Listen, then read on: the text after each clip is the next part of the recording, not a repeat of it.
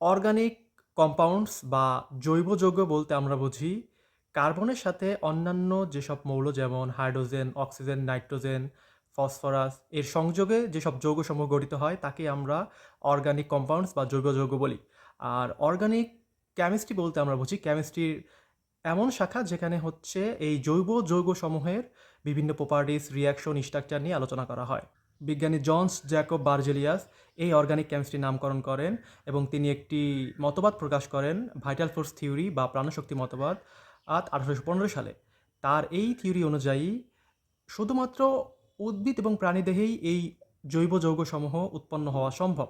পরীক্ষাগারে বা ল্যাবরেটরিতে এই অর্গানিক কম্পাউন্ডস সমূহ তৈরি করা বা প্রস্তুত করা সম্ভব নয়।